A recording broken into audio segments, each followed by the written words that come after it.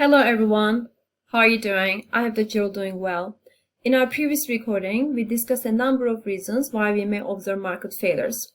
This time I want to start focusing on externalities as a major cause of market failures. In this video recording, I'm going to introduce the basic concepts and the framework, and in our live session, we're going to dig deeper into these issues and discuss them in greater length.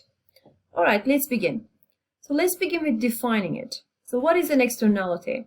An externality is an activity that influences the well-being of a bystander. There are two types of externalities, negative externalities versus positive externalities. They're best understood through examples. Let's begin with negative externalities. A common example of negative externalities is pollution. Let's suppose that there is a manufacturing firm. When a manufacturing firm is producing its product, it incurs some private cost, basically referring to the cost of producing the product. But in addition to that, there's a byproduct of the production, which is pollution. And pollution bit is basically the social cost that this firm is imposing on the rest of the society. And therefore, it is a negative externality arising from this firm's economic activity. There's some other examples of this from other contexts. For instance, excessive use of antibiotics. So that is also a common example of negative externalities in the sense that, again, if you use a lot of antibiotics, even when it's unnecessary, you're incurring some private cost, meaning that you're negatively impacting your health. But there are also some social costs arising from this activity in the sense that, by taking too much antibiotics, you're helping the germ to gain resistance and therefore imposing cost on the rest of the society's well-being. Some other examples that we can think of from completely different contexts, for instance, will involve things like driving excessive amounts, even when public transportation is an option. So that is also a typical example of a negative externality because, again, by driving too much, even when public transportation is available, you're contributing to traffic jams and also the pollution in the city. As you can see, it's a very general context. When people talk about negative externalities, they generally think in terms of pollution, but it is a concept much broader than that. What about positive externalities? Well, the positive externalities is the opposite. So this time there will be some social benefits arising from agents' activities. An example that we can all relate to is, for instance, social distancing rules during a pandemic. So following social distancing rules during a pandemic involves some private benefits, right? Because by doing so, we're protecting our own health. But there are also some social benefits in the sense that, by making sure that you don't get sick, you're also making sure that you wouldn't transmit it to someone else. So there are some social benefits associated with following these rules, and hence there is a positive externality. In a similar idea, so basically vaccinations is also a typical example of positive externalities. By getting vaccinated, you're protecting your own health, but also making sure that you wouldn't be able to transmit the virus to someone else, and hence social benefits. So outside the health context, we can think of some positive externalities also. So for instance, a common example of this is R&D. So research and development is a useful activity, especially if the results of the research and development is available to the general public.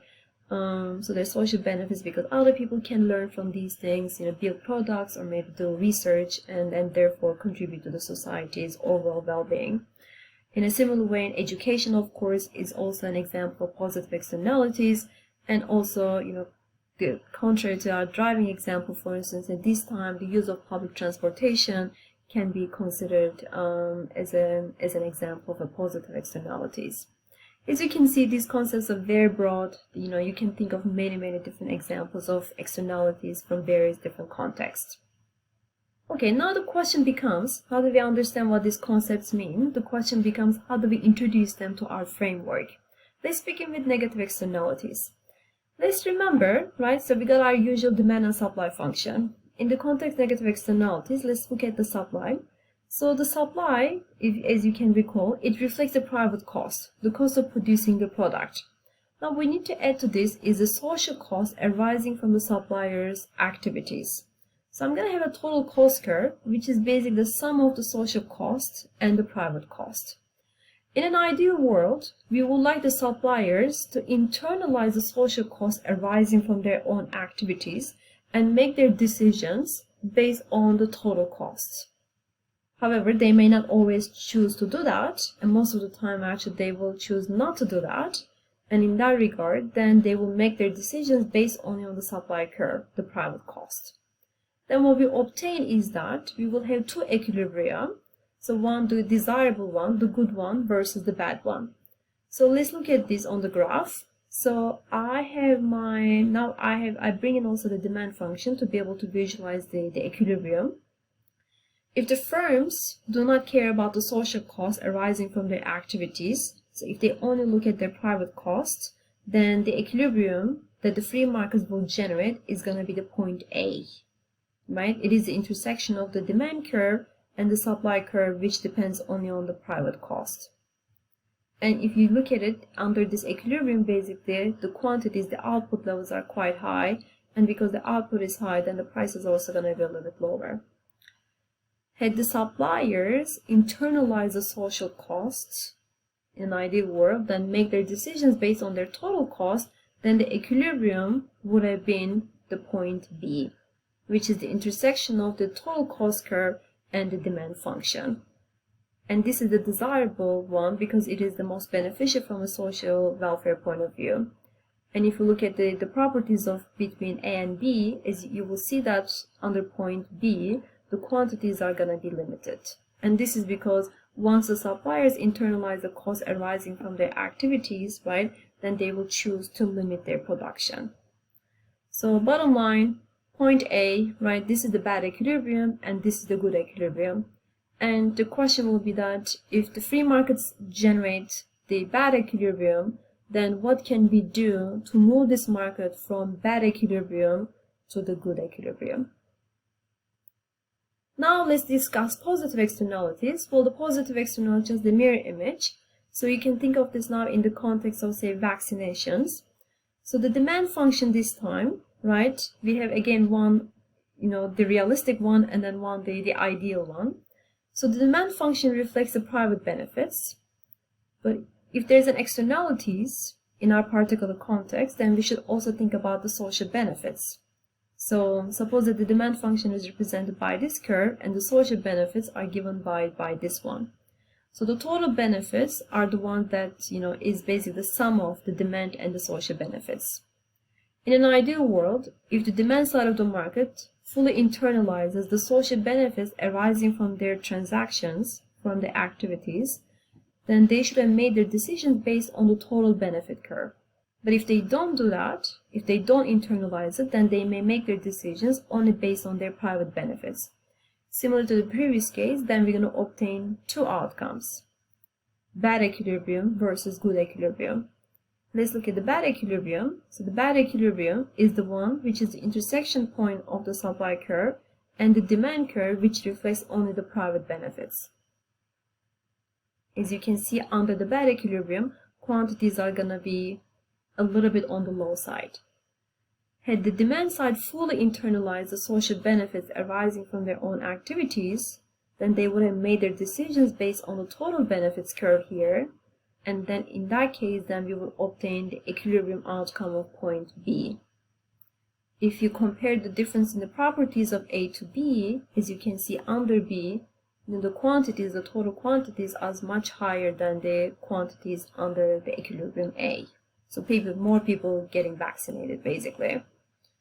So then the question will gonna become for us, if the demand side doesn't fully internalize the benefits arising from their activities and therefore choose a suboptimal output level, or generates an outcome level in which the quantities are lower than what is desired level, then what can we do to move this market from the bad equilibrium to the good equilibrium?